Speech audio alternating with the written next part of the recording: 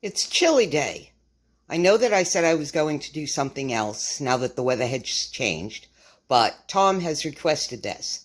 And after his epic weekend and his unbelievable achievement of bagging that 365, he actually ended with 366 that night, he requested chili, and if Tom wants chili, I'm going to make chili. I just want to let everybody know that watches this, if you don't know already, that Tom had set a goal for himself to catch 365 catfish this year. And he did it the other night. And for all of you that stayed with us and for all of you that popped in and out to look and check and see what he was doing, we are so very, very grateful. We are so happy that we could share that with you. And especially to Aaron, Catfish Regulators, who worked all night Friday night and then drove here and stayed up with Tom until 4 a.m. Sunday morning to help him. And Aaron netted all of those last fish. So, I've already done all my prep work. I have onions and peppers and taco seasoning mix that I put on the ground beef. And I just have to resituate all of this over to my cooktop, and then we'll get started. My pan is warming up, and I'm just going to add a little bit of olive oil into the bottom of this. I use olive oil for everything. You can use vegetable oil, whatever, just to make sure that the meat doesn't stick. And I've got this on about medium. And I'm just going to put all my hamburger in there, get that started.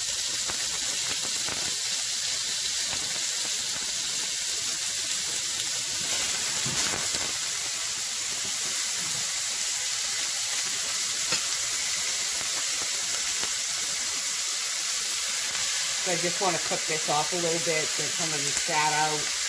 Not going to leave it all in there, but I am going to leave some because fat is flavor. Just break it up. And after this starts to brown a little bit, I will be adding in this seasoning mixture that I have.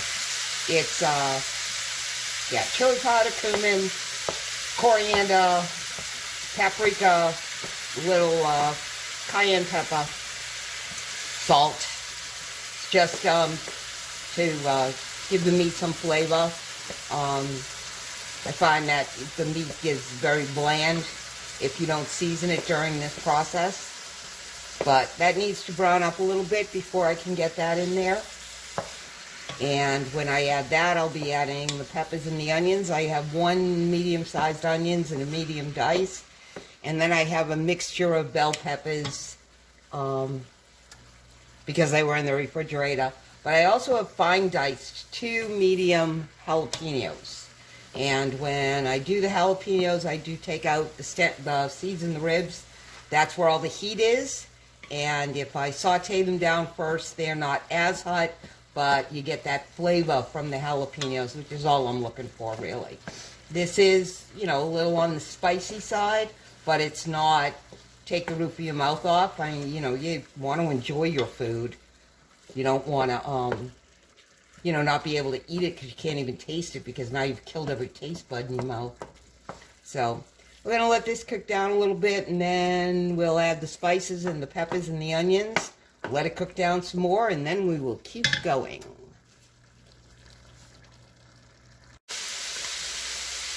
So the meat has started to brown, and I've already drained it and got most of that fat out of there. So now I'm going to add this seasoning mixture. Just sprinkle it all around and then give it a good stir. Make sure you get it all over that hamburger.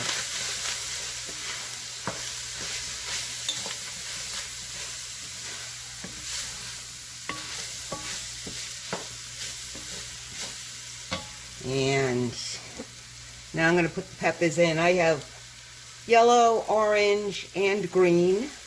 You see the green on the bottom. And the jalapenos. And I put the peppers in and let them cook for a few minutes because they take a little bit longer than the onions usually. And I'm not really looking for any color. I just want to soften them. Get them started cooking down.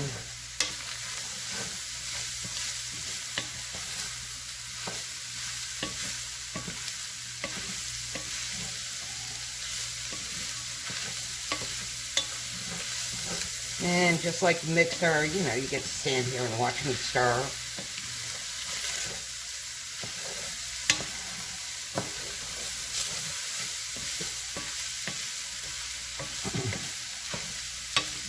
Now, the weather turned after Thanksgiving, and it was starting to get a little bit cooler, and it was like, oh, this is great. I can start making soups and stews and all kinds of other things.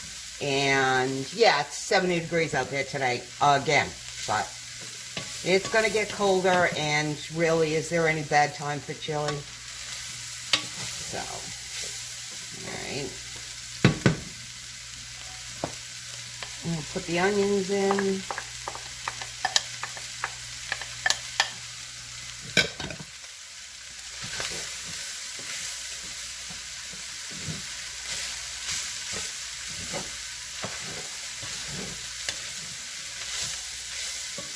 And I'm just going to let this cook down for a few minutes. Like I said, I just want to get those vegetables softened. I really don't want, you know, much color on them.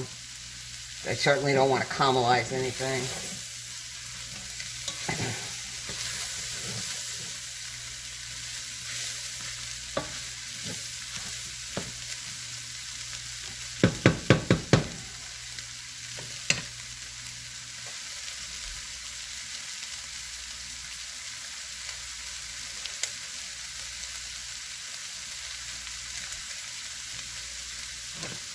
Now I've already got my beans drained and rinsed, ready to go in. Yes, he likes beans in his chili.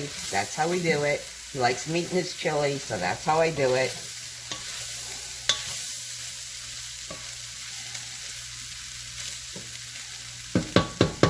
Alright, so I have 2 cans of petite diced tomatoes. Juice and all, in it goes.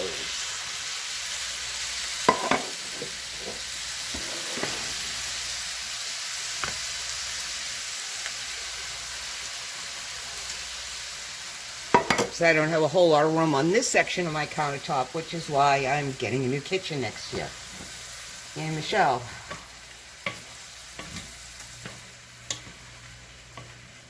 But he did it to himself because he told Mark on Catfish and Crappy this morning that his goal right now is to keep Michelle happy. Michelle needs a new kitchen. So, I'm going to turn that up a little bit because I want this to start bringing it to a boil.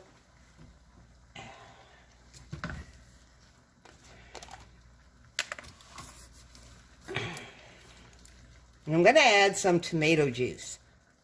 I do this by eye, so I've got a whole bottle here. It may take the whole bottle, it may not. We'll see.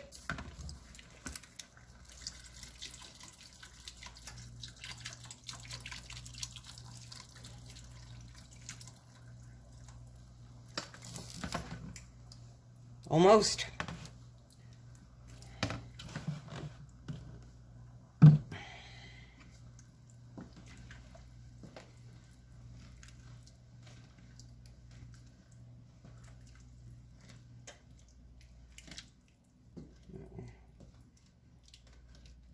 Scrape the bottom of the pan because the meat will stick a little, but that's all build up of flavor. Just scrape it all down. It'll when you add the tomatoes and the juice, it deglazes it, and you can get all that up off the bottom of the pan where get it mixed in where it needs to be.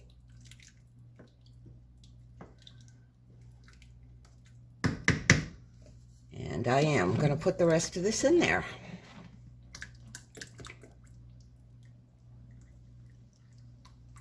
There we go. That is a 64-ounce bottle of tomato juice, so half a gallon. And I'm just going to let this come to a low simmer, and I'm going to let this all cook down. I usually put the beans in at the end because they're already cooked. And if you leave them in here too long, they can, you know, get mushy and fall apart. You know, if you're going to have beans, you want beans, you don't want mush. So, I am going to taste this to see if it needs any more seasoning. The only seasoning I have on there is what I seasoned the meat with. And it's usually during this part where it's all cooking and as I let it simmer and melt, all these flavors melt together, that I decide whether or not it needs more chili powder or more cumin or a little more heat or salt because I've used tomatoes.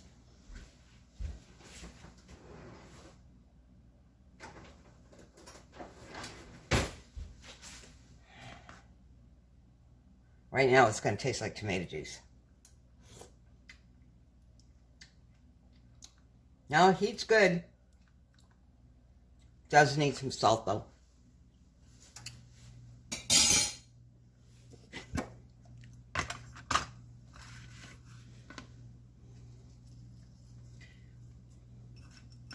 And I have started using kosher salt and everything. I've been doing it for a couple of years now. I find a different flavor than regular iodized table salt, and I like it better. So that was maybe a couple of teaspoons. I'm going to stir it up and taste it again, but I am going to let this cook down before I add anything else because it just needs time to just come together.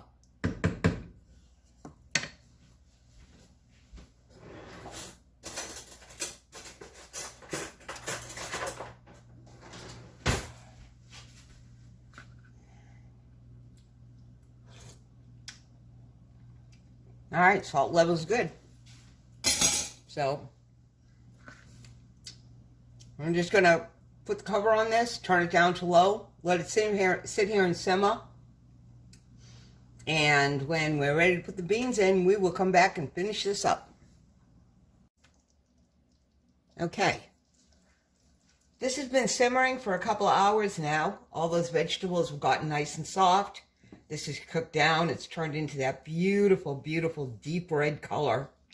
I did have to add more seasoning to it. I made another batch of the taco seasoning, but because Tom said the heat was good, I did not put the cayenne pepper in it. And I'll put that link in the description so that you can see exactly what I used. So, now I'm going to put the beans in. It's like I said, my beans were rinsed and strained, so they're kind of dry. And just add those in. I'm going to stir them in. We're going to let this go for about another hour or so. And then I will be able to taste it again and see if it needs more salt now that I've added the beans, because beans take up salt like potatoes. They're like a sponge. So, I'm just going to let this sit. It's getting thick. It's getting good.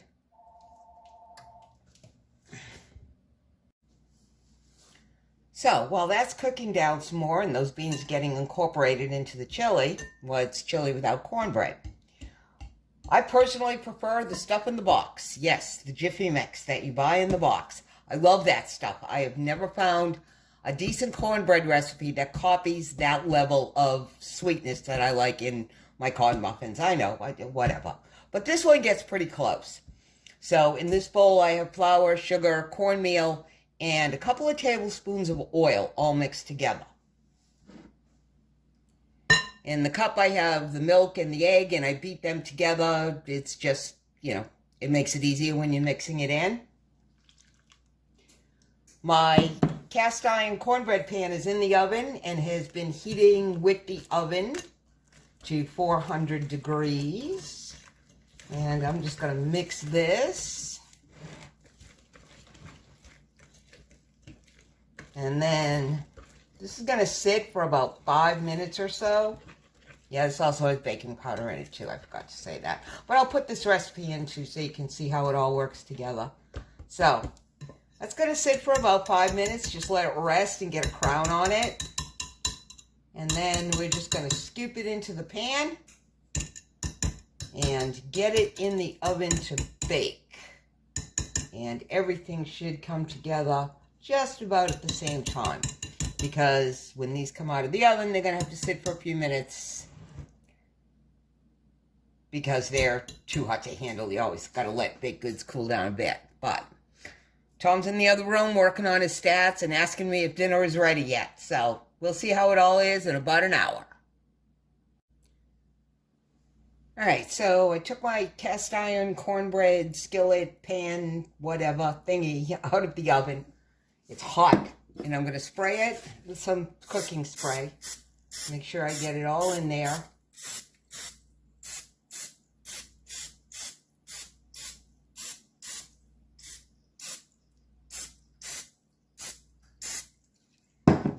And let me grab a spoon.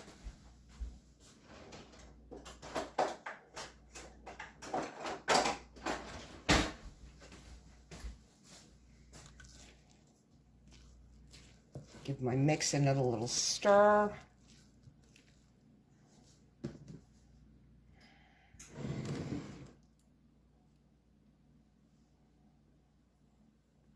And I just put it in there.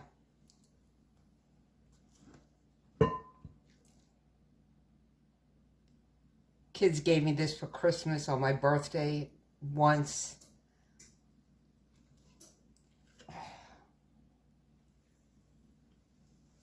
And now that I've got it properly seasoned, because it really took me a long time to get it done right, they come out, they're beautiful.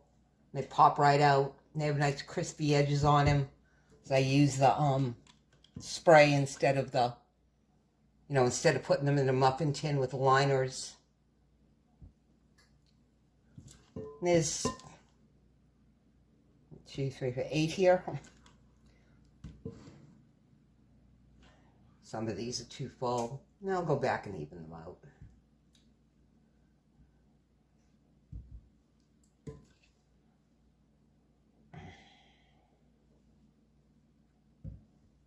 Get those last 2 in here.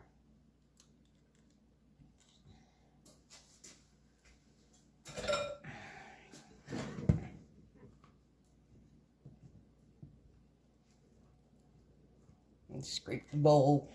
Don't let anything go to waste.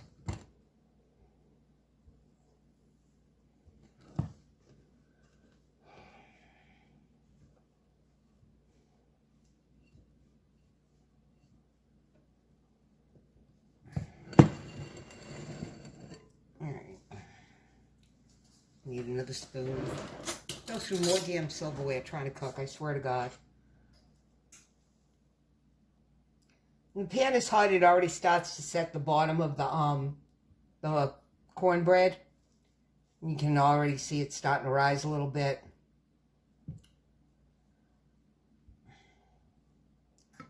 And out of this one. So it's going to go in the oven for about 20 minutes. And then I'm going to take it out, and it's going to sit and cool off a little.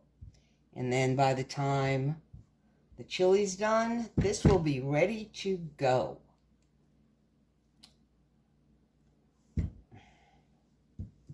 Yeah. Made a mess. All right. See you in 20. And Tom can't take it anymore. So there it is ready. Corn muffins are done. And take a little shredded cheddar here. Put it right on top.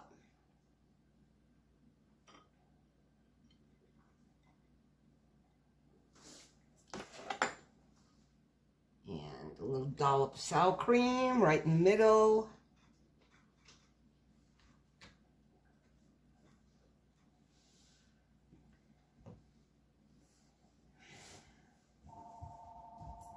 And a corn muffin or 2 on the side. And I'm going to spin this camera around so you can see what his reaction is. All right, there it is. Corn muffin, chili. Tom's a happy camper right now, I hope. And what are you supposed to say, Tom? Taste.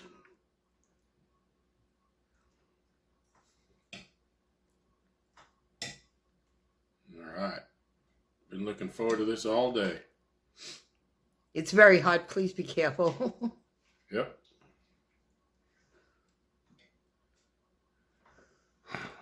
Alrighty.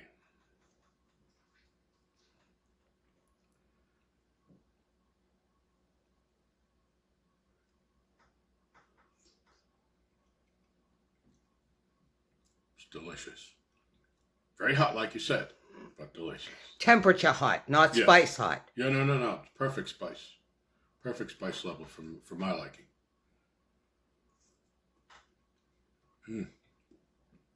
Delicious.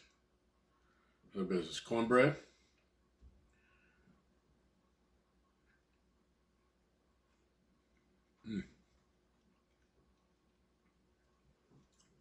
You done great, Michelle. It's awesome. New I kitchen, appreciate it. Tom. New kitchen. Uh, You promised. You told everybody. let's leave that as a 2022 goal, not Yeah. necessarily a 2021. You told everybody on Mark's show that you wanted to keep me happy. New kitchen, Tom. I think I can keep you happy without the kitchen. I got you a Jeep. That I never see. Because you have it down at the dock all the You time. just got to come fishing with me. You can sit in your Jeep all you want. Eat your food, honey. I will. It's delicious. Thank you. You're welcome.